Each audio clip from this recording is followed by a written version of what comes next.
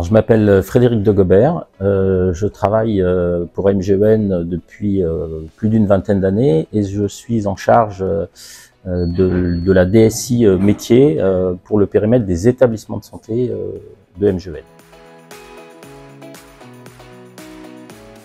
Quand on met en place le produit initialement, donc quand on le déploie sur nos sites, on a été accompagné dans la durée par un chef de projet qui assurait la coordination de toutes les équipes software. Et puis, il est vrai qu'une fois que ces déploiements principaux étaient terminés, bon, après, il y avait ce travail dans la durée d'accompagnement, de mise en place de nouveaux modules,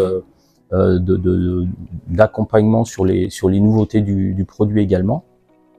Et on s'est retrouvé dans une phase où on avait un petit peu un trou dans la raquette, je vais dire. Et c'est vrai que là, avec la mise en place du suivi de compte, on a un accompagnement dans la durée sur la vie du produit.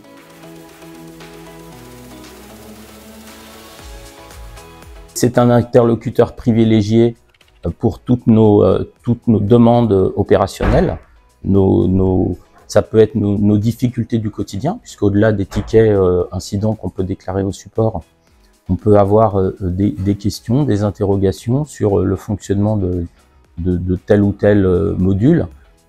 On peut avoir des difficultés, de la demande d'informations sur des nouveautés. Donc, c'est très important d'avoir un interlocuteur opérationnel au quotidien, en plus de notre interlocuteur commercial.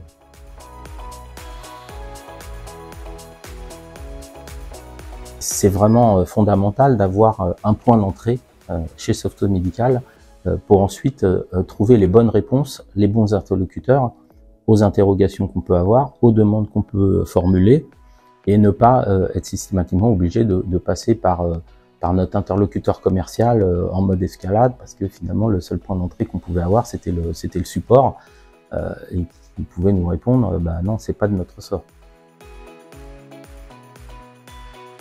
Pour les équipes au quotidien, le bénéfice, c'est de pouvoir finalement émettre des demandes au travers d'un formulaire.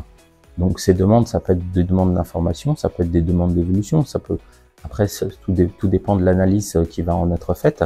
Mais l'avantage, c'est de pouvoir émettre des demandes quand on sait que ce n'est pas du ressort du support, pour incident notamment.